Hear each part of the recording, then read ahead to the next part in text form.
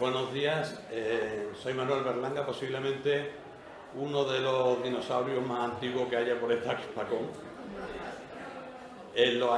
Hace 30 años, en los 80, yo editaba un fanzine dedicado a la fantasía heroica, que además en 1989 tuve la suerte de que le concedieran el premio europeo de la mejor publicación en la Hispacón todavía no se llamaba Hispacón, en la Convención de San Marino.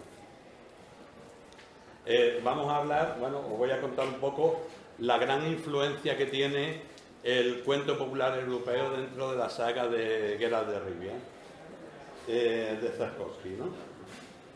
Bueno, en principio, Geralt de Rivia es un brujo.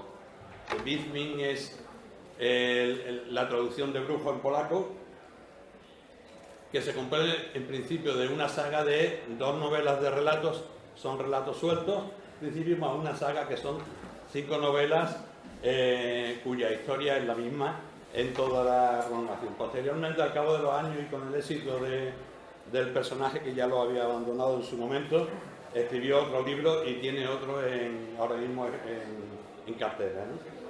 En los años 90 revolucionó la literatura fantástica con esta saga, le hizo un cambio de paradigma bastante fuerte en muchos aspectos. Tuvo una adaptación a televisión polaca de Excel, Disney, con Michael Zebrowski, muy mala, os lo digo de verdad. Yo me la tragué entera, pero después los juegos fueron los que estuvieron poniendo el personaje de nuevo en el candelero. Y por último, ahora, el día 20 se estrena una serie en Netflix protagonizada por Henry Cavill. Para mí demasiado guapo para ver. Pero bueno. Geralt es un brujo. Los brujos se dedican a cazar monstruos. En el mundo donde viven hay montones de monstruos. Ahí hay un hule, una kikimora, salen en cantidad para poder... Algunos de aquí, quienes conocen el personaje, quienes han leído las novelas o en los juegos, bueno, más o menos la mitad. Intentaré no destripar nada de lo que ocurre en el Esto es un trabajo tan especializado que requiere que sea preparado desde niño. Lo hacen en Kaermogen, un castillo en el norte, pero los brujos no pueden tener niños, con lo cual recurren a los llamados niños del destino o niños de la promesa. Y esto es que cuando alguien no puede pagarle porque ellos cobran por el trabajo, que es lo que tienen, cuando no pueden pagarle o no les interesa que les paguen, pues lo que le dicen, bueno, pues me darás lo que encuentres en tu casa cuando llegue y no te esperes, o lo que sea tuyo y en este momento no tengas. Esos son los niños de la promesa. Cuando un comerciante se pasa meses por ahí fuera y llega a su casa, muchas veces la mujer está embarazada y tiene un niño, bueno, pues es un niño de la promesa que recuperan los brujos y se lo llevan. Bueno, esto tiene un entrenamiento físico que aprenden a realizar una serie de señales y además utilizan unas pócimas de hierbas que hacen que su cuerpo mute, le potencian una serie de sentidos, la velocidad, la percepción, aparte del entrenamiento, pero también deforman sus rasgos cuando los toman esas pociones. Y sobre todo lo más importante es que eliminan los sentimientos. Los brujos no sienten, no tienen amor, no tienen empatía, ni tampoco odian, hacen su trabajo final. Nuestro brujo es un poquito especial y ahora lo veremos. Bueno, el éxito de la serie, hay un montón de situaciones, personajes, diálogos brillantes, un uso innovador del lenguaje, pero sobre todo le introduce un nuevo concepto de la fantasía en la narrativa fantástica. Con los mismos criterios de siempre, los mismos estereotipos y mitos, le da un enfoque bastante más adulto, que ya lo había también en algunas ocasiones anteriores, pero pensad que la fantasía que había anteriormente a esto era la de Tolkien y Dragonlance y cosas así que no tienen bastante más juvenil, ¿no? Hay una humanización de los monstruos, fusiona elementos, siendo una fantasía medieval, incluye elementos de ciencia ficción, de terror, incluso una variante del noir, como plantea la historia. El personaje hace gala de cinismo, una ironía muy fina y una fuerte crítica social, Y además nos resulta muy cercano la historia. ¿Por qué? Porque introduce por medio una serie de cosas que conocemos desde que somos niños, que son los cuentos populares europeos. Eso no se va a ver en la serie, que habrá en esto porque no es lo típico, pero vamos a centrarnos en la fuerte influencia que tienen estos cuentos europeos en la saga, por lo menos en los dos primeros libros que son los relatos. El primer relato que tiene es El brujo, donde Geralt se nos presenta como tal brujo que acude a una recompensa que convoca el rey Foster de Temeria porque su hija está hechizada y se convierte en Estrige por la noche. No os voy a... por la noche de luna llena, ¿no? No os voy a revelar, pero al final consigue deshechizarla, pero termina siendo herido. Bueno, la Estrige, aquí es una imagen del juego, no es cualquier cosa, es un elemento fuerte. Pero el resto de los relatos no es el primero cronológico, pero el resto de los relatos se cuenta como a partir de que se está curando en el santuario de Melitere. Bueno, el primer relato cronológico, que este no va a ser adaptado en la serie de televisión, pues hay una serie de asesinatos donde Geralt va a acudir porque hay un monstruo, encuentra a un noble que realmente es un monstruo el mismo porque tiene el cuerpo de una mezcla de león y oso y demás, y una bestia que, bueno, que tiene unas protegidas, una de las cuales, la última, es una lamia que es la causante del... Bueno, el caso es que esto está basado enteramente en La Bella y la Bestia de Gabriel Susan Barbeau de Villeneuve, que la única variante que tiene es que aquí no hay una bella que se enamora de esta bestia, sino que hay un montón de bellas que el hombre contrata con una serie de comerciantes, su hija, para que le sirvan de señorita de compañía. Hay mucha influencia de los cuentos, pero sobre todo los reduce y les da cambio. El Mal Menor sí será el primer episodio de la serie en el que Geralt llega a una ciudad, Globiggen, en la que hay un hechicero. Los hechiceros son los científicos de la época, porque tienen una serie de cosas. Todo lo que la ciencia no puede explicar en magia, pues en este caso son ellos, que él domina la realidad virtual, algo así, porque dentro de la torre en la que iba, torre rodeada de piedra, pues ahí veis en la primera escena cómo está en un jardín de flores con una doncella que le lleva unas manzanas frescas y tal. Todo eso es realidad virtual de aquel momento. Bueno, pues este hechicero le cuenta que tiene miedo porque está encerrado porque le están persiguiendo y lo quieren salvar. Le cuenta la historia de que él de principio, pues tiempo atrás, despidió unas niñas malditas del Sol Negro, que eran hijas de nobles, que tenía que salvarlo, que tenía que matarlo porque después iban a causar mucho mal. Una de ellas que cuenta es como Fialca de Vermir, una de las malditas del Sol Negro, que vive encerrada en su torre, donde no podía salir, pero se escapa utilizando una trenza hecha con sus propios cabellos. Esto está claro que es el cuento de los hermanos Grimm, de Naviza. Lo que pasa en este caso, la princesa no es que se escapara, sino que con la trenza hacía que el príncipe azul subiera y para poder hacerle el amor tranquilamente. Pero es más, también le cuenta cómo en otro país una madrastra, pues mujer de un conde, pues tenía un espejito de Nejalena que le vaticinaba el futuro y acusó a su hija Renfri de estar poseída por el Sol Negro.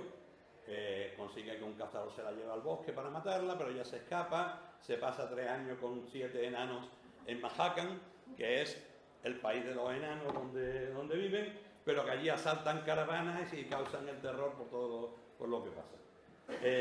Un día se pelean por el botín y nada más que sobrevive Renfri, el personaje el de la serie que saldrá, y después, con el tiempo, dirige una banda que va por Strogoborg, el hechicero ese que está ahí.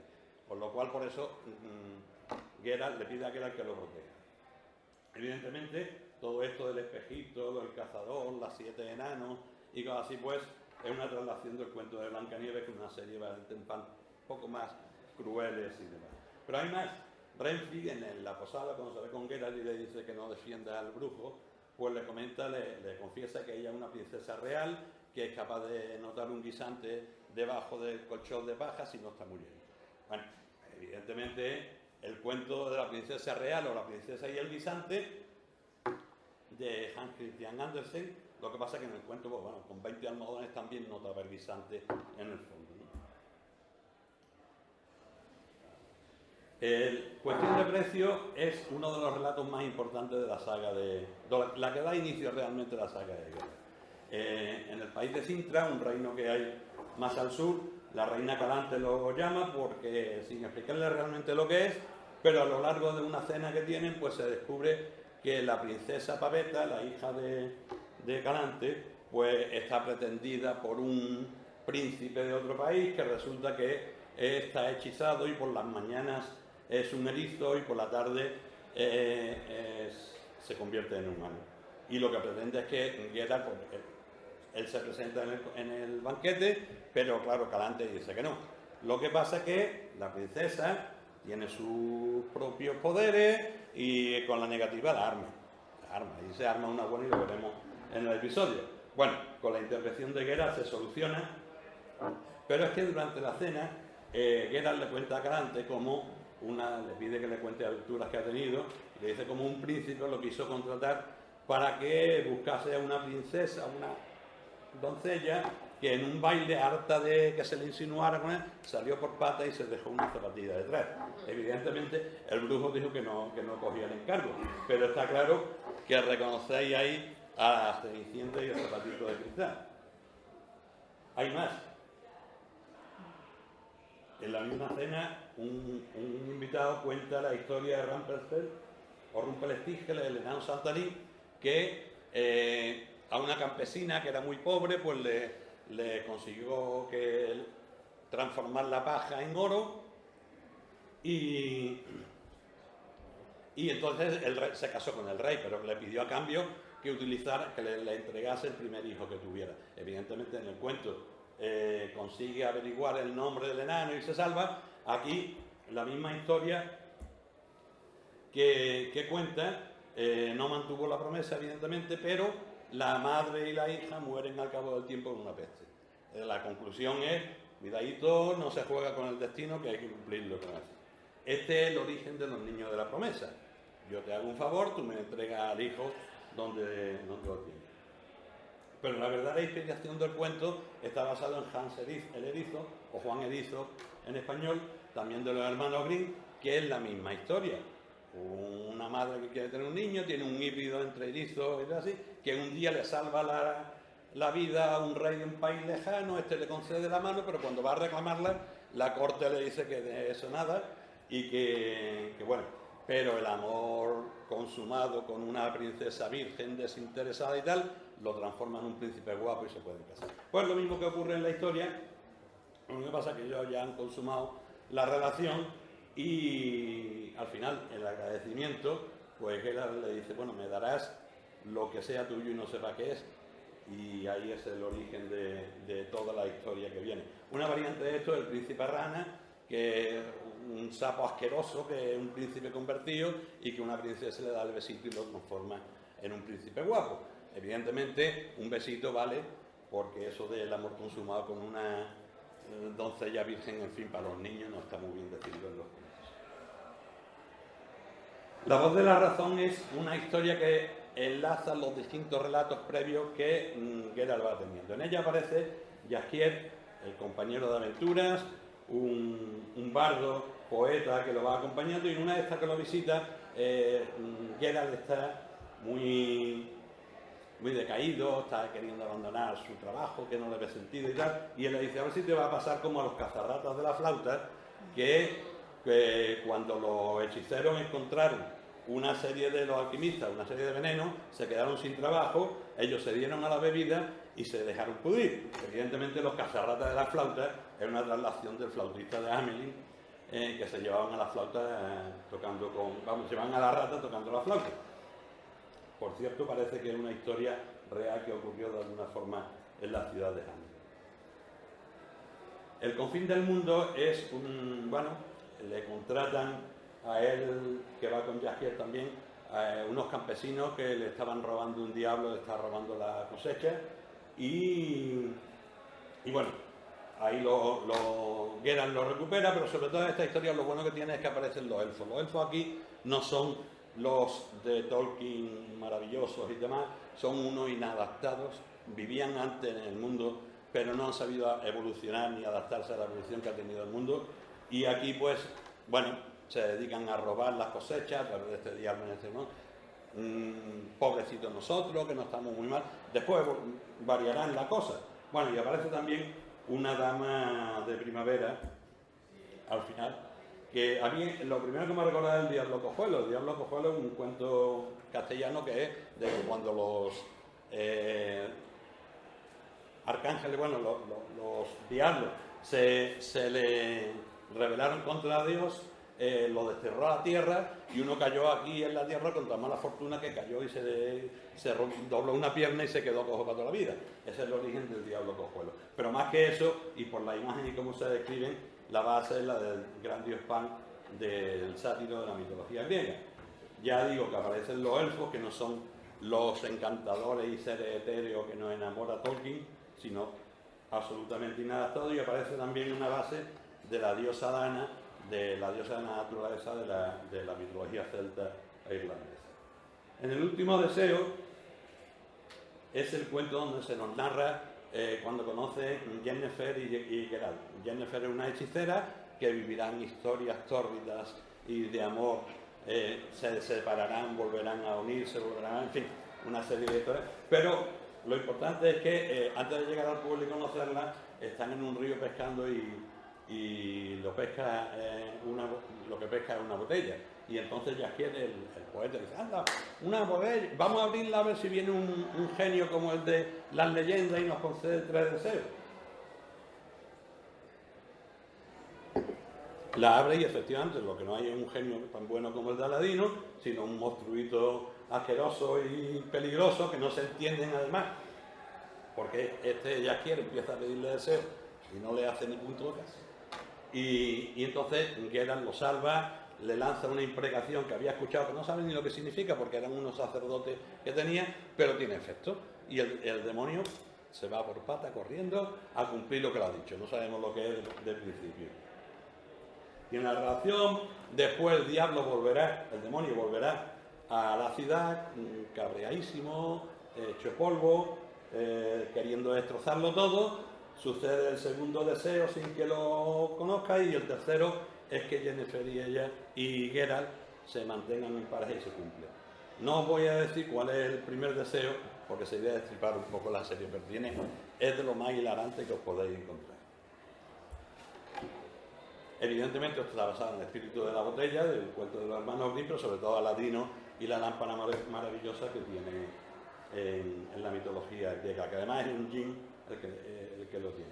En la frontera de lo posible no hay propiamente un cuento hecho, pero aparece, bueno, como al principio mata a un basilisco, hay las 12 ricanas, que son 2 guerreras, son personajes muy curiosos, hay un dragón que surge, y de nuevo vuelve a encontrar a Yennefer y irán juntos en ese sentido. Evidentemente, bueno, aquí las referencias son el dragón que aparece en los mitos clásicos de los cantos de Escalda, el Beowulf, o el Sifrido del Cantar de los Nibelungos, y que después los cristianos han adaptado con el mito de San Miguel y San Jordi. Esquirlas de hielo. Bueno, no os he dicho, estos dibujos son de Denis Gordev, que es un ilustrador ruso que a mí me encantan porque le dan una forma diferente, sobre todo distinta a los juegos, que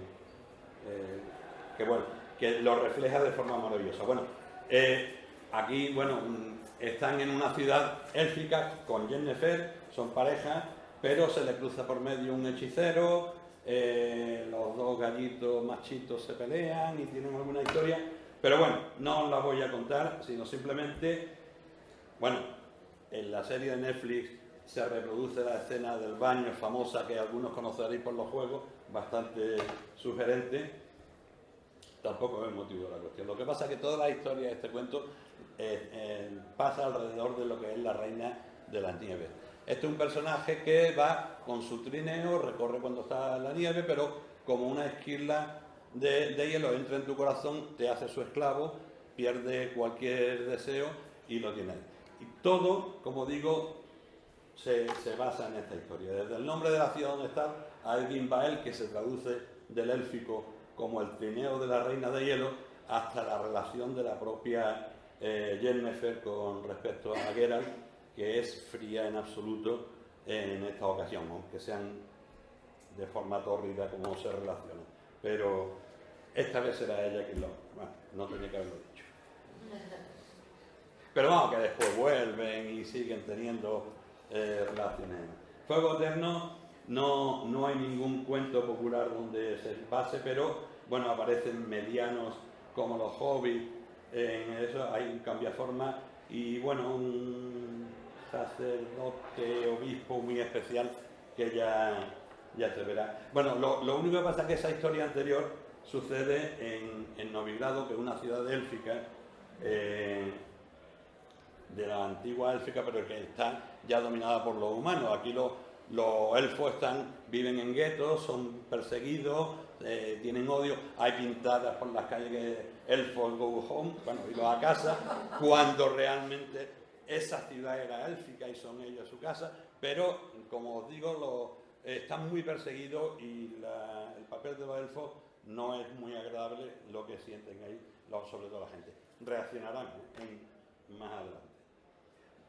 Un pequeño sacrificio aquí nos reproduce claramente la historia de la sirenita de Andersen, un príncipe que se enamora, pero bueno, es un efecto colateral. La historia principal también es la relación que tiene Geralt con Isidaren, una poetisa. Esta no va a ser adaptada en la serie, una poetisa amiga de Jaskier, que es muy curiosa. Aparecen unos monstruitos marinos de hijos de Dagón, como los del Lovecraftiano, pero quiero decir que aquí la princesita, la sirenita, el final es más feliz de lo que ocurre. No pierde la voz, puede demostrarlo. Vamos, de hecho es que se impone bien la sirenita al príncipe y marca su camino, y la tristeza va por Isidaren.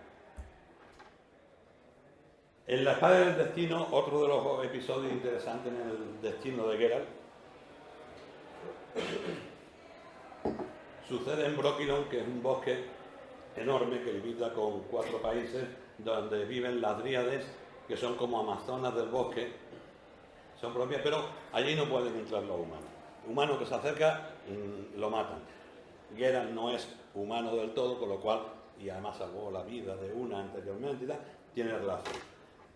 Lo que tiene curioso es que antes, en el límite del bosque, se encuentra con un antiguo conocido que le cuenta su historia, y además también en pues Geralt encontrará su propio destino de nuevo. Pero si bien aquí el personaje que conoce, anteriormente le había salvado Geralt de un hechizo que lo había convertido en cormorán. Pero él mismo le dice que la tradición del propio pueblo, que aunque conserva la idea de Elisa, bueno, está basado totalmente en los signos silvestres de Andersen y los 12 hermanos, los 6 cisnes, que son 2 variantes del mismo cuento de los Grimm, que le dice que la propia Elisa, pues ocurrió, pero que el pueblo ya, cómo evolucionan las cosas, ha ido transformando la historia, y donde él era un cormorán, pues ahora dice que son cisnes, y donde era él solo, pues dice que eran 6 hermanos, incluso hasta 12 hermanos los que se ven ahí incluidos en esta historia. Pero es más, también aparece por aquí un guiño a Caperucita Roja, que no se verá en la serie, porque es muy simple, simplemente lo comenta como de pasada cuando se sube Ciri al árbol y dice que tiene un caperuzón rojo. Pero no aparecerá en la serie, pero sí se recoge en ilustraciones y en distintas ilustraciones de fanart también que hay por ¿vale? Por fin llegamos a algo más, para mí, de verdad, uno de los relatos mejor escritos, no solamente de Sapkowski, sino de toda la literatura fantástica, Manuel, 5 minutos. Sí, estoy terminando. En este caso la situación es que Geralt pues salva a un comerciante de unos monstruitos que le aparecen en el puente, termina mal herido y entonces se lo lleva en el carro, y mientras eso está herido, pues tiene una serie de flashbacks, se van contando en flashbacks, pues pesadillas, sueños, vivencias del pasado, cosas así donde nos va contando pues más sobre el reino de Cintra, cómo él acudió a pedir su niño del destino, pero la reina no quería dárselo y él decidió renunciar y dejó su destino, no le hizo caso a su destino. Se ve también, bueno, como un episodio de amor con Jennifer bastante en la fiesta de Belletain, en la primavera. Aparece su propia madre, que él no conoce, porque es un niño de la promesa también, que lo salva en algunos momentos, y se habla del monte Soden, cuando está trabajando, que el monte Soden, aquí ya en este paralelo a este relato, ha tenido lugar la primera invasión nilfgaardiana, que es el imperio del sur, que invade los reinos del norte y ha destrozado Cintra. Todos esos son prisioneros o muertos, y en el monte Soden es donde se frenó la invasión con el enfrentamiento de hechiceros de los dos bandos, que fue impresionante. Bueno, aquí se cuentan todo en flashback, pero en la serie será un episodio completo que se dediquen a la historia del monte Soden, y esta misma historia se contará en distintos puntos, porque sea una linealidad mayor, pero allí murieron muchísimos hechiceros. Entonces, cuando pasan por delante, Geralt tiene una visión de que la muerte lo llama y le quiere llevar al monumento donde están los hechiceros muertos. Él no quiere porque piensa que Yennefer es uno de los que están allí. No será esta, pero sí será otra amiga con la que han enterrado. Evidentemente esto recuerda completamente a la muerte madrina, que es uno de los cuentos de los hermanos Grimm que tienen recogido. Y terminamos volviendo al principio, cuando la historia inicial del brujo del rey. Cuando Sapkowski vuelve a escribir sobre el personaje al cabo de muchos años, lo que hace es que el final de ese libro lo enlaza con el comienzo de esta primera historia del brujo. Y allí ha perdido su espada, Yennefer se la ha conseguido, y se lo envía a través de una hechicera, Tiziana Frevi, que le cuenta la historia del rey Fauster de Temeria y la hija, ¿no? Y le da tres variantes. Una, que se pinchó con un uso de hilandera y que duerme el sueño eterno en un bosque, en un castillo rodeado de espinas. Otra versión es que está enterrada en un ataúd de cristal en mitad del bosque. Y la tercera, que es realmente lo que ocurre en el cuento, que se ha convertido en una estrige, fruto de la relación incestuosa de los padres. Pero evidentemente los dos cuentos anteriores son los de la Bella Durmiente y el ataúd de cristal, que tienen los hermanos Grimm. Como veis, la influencia, aunque lo retuerce y los cambia a su gusto, le da un enfoque muy diferente y demás, la influencia es total, porque hay cerca de 20 cuentos que se ven en las historias de Geralt. Como os digo, la mayoría de estos no aparecerá en la serie cuando la veis, pero yo os recomiendo que veáis la serie, porque yo no he hablado para nada ni de intrigas palaciegas, ni de relaciones personales, ni las batallitas y las guerras que hay. Yo os las recomiendo enormemente. Nada más, simplemente agradeceros a todos la atención, y no vamos a tener tiempo para nada, con lo cual si alguno queréis lo comentamos. Muchas gracias.